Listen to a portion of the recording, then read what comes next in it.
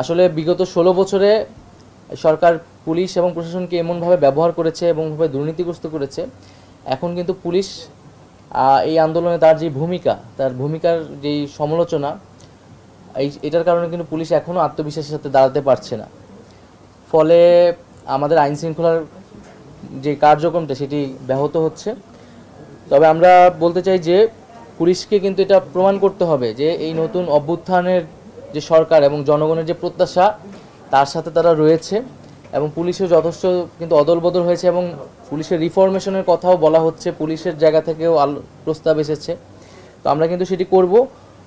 তবে সরকার সবাইকে কিন্তু এটা এই জন্য সহায়তার মনোভাব রাখতে হবে। আমরা যাতে পুলিশকে সহায়তা করি, পুলিশ যাতে তার দায়িত্বটি পালন করতে পারে ঠিকমতো, এবং পুলিশের প্রতি আমাদের সরকারিভাবে নির্দেশনা দেওয়া রয়েছে, আপনাদের মাধ্যমেও বলছি, যাতে আইন অনুযায়ী তারা কার্যক্রম করে, তাদের ব্যবস্থা নেয়, এবং এই যে আত্মবিশ্বাসটি তারা হারিয়েছে সেটিকে তাদেরকে ফিরিয়ে আনতে হবে।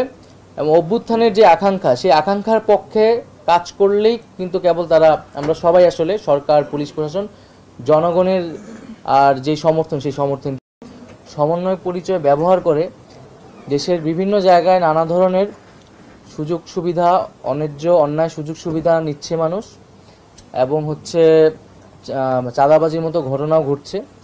আমরা কিন্তু এর আগেও বিভিন্নবার যারা ছিলেন সমন্বয় তারা কিন্তু এটার প্রতিবাদ জানিয়েছেন, নিন্দা জানিয়েছেন। আমি আমার ব্যক্তিগত জায়গা থেকেও এই ধরনের ঘটনার নিন্দা জানাই এবং সবার কাছে সুস্পষ্ট বার্তা দিতে চাচ্ছি যে আমার নাম ব্যবহার করে কোথাও কোনো ধরনের অন্যায় সুযোগ সুবিধা নেওয়ার চেষ্টা করলে সেটা যাতে তার বিরুদ্ধে যাতে ব্যবস্থা গ্রহণ করা হয়। এবং শুধু বাইরে না, আমি খোঁজ পেয়েছি যে আমাদের সরকারের ভিতরেও সরকারি কর্মচারীরাও এই ধরনের নানা ধরনের সুযোগ সুবিধা নিচ্ছে, এবং অনেকে এসে ছবি তুলে নিয়ে যায়। আমরা তো সবাইকে চিনি, এই ছবি ব্যবহার করে নানা জায়গায় সুযোগ সুবিধা নিচ্ছে। তো সকলের কাছে এটা আহ্বান থাকবে, এবং পুলিশ প্রশাসনের কাছে এটা বলে দেওয়া হয়েছে যে আমাদের নাম ব্যবহার করে, আমাদের পরিবারের নাম বা কারো নাম ব্যবহার করেই যাতে কোনো ধরনের অন্যায় সুযোগ সুবিধা কেউ না নেয়, এবং কেউ নিলে তার বিরুদ্ধে যাতে ব্যবস্থা নেওয়া হয় যথাযথ।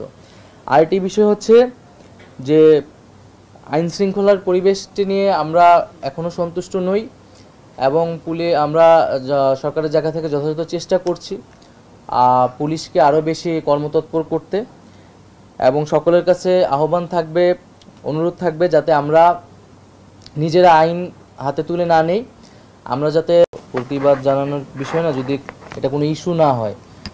এখন আমি যখন হাসপাতালে ছিলাম তখন তো একটা খুবই ক্রুশিয়াল মোমেন্টে আমরা ছিলাম। উনি তখন আমাদেরকে হেল্প করেছিলেন। আমি যতটুকু জানি উনি গণ অধিকার পরিষদের নেত্রী ছিলেন, আমাদের বিশ্ববিদ্যালয়ে পড়াশোনা করেছেন। সেই জায়গা থেকে বিশ্ববিদ্যালয়ের বোন হিসেবে তিনি তখন আমাদেরকে অনেক হেল্প করেছিলেন। আর আমার পক্ষ থেকে তো আসলে আমাকে যখন তুলে নেওয়া হয়েছে বা কথা বলারও কেউ ছিল না। হ্যাঁ, আমার পরিবারের সদস্যদেরও তারাও কথা বলতে এক ধরনের নিরাপত্তাহীনতা ছিল।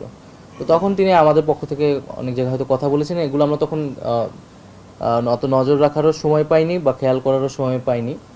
তো এইটাই হচ্ছে, তার সাথে আমার নিজের কোনো বোনই নেই, আমরা দুই ভাই।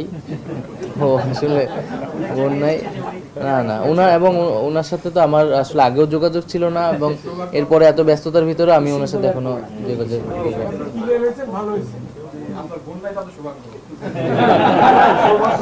সৌভাগ্য না। আমরা তো অভিযোগ প্রাথমিকভাবে যাদের বিরুদ্ধে অভিযোগ আছে তদন্ত করা দরকার তাদেরকে তো দায়িত্ব থেকে সরিয়ে দেওয়া হয়েছে। বিটিআরসি তো দুইজন চেয়ারম্যান সহ তিনজন ইতিমধ্যে পদত্যাগ করেছেন, আর নতুন সেখানে চেয়ারম্যানও দেওয়া হয়েছে, এবং ওই চেয়ারম্যান আমরা আরও নতুন কমিশনার সেখানে দিব। মূলত তারা দায়িত্ব নিয়ে পুরো বিটিআরসির এই বিষয়টা সুরাহা করবেন। না, আমরা মৌলিক সংস্কার বলতে আমরা নীতিগত যেই বিষয়গুলো, নীতিগত সংস্কারই আনছি, এবং আন্তর্জাতিক মানবাধিকারের সাথে তো সাইবার সিকিউরিটি অ্যাক্ট, যেটা আগে ডিজিটাল সিকিউরিটি অ্যাক্ট ছিল, সেই অ্যাক্টটা তো সবচেয়ে বেশি, এবং আমি নিজেও এই আইনের বিরুদ্ধে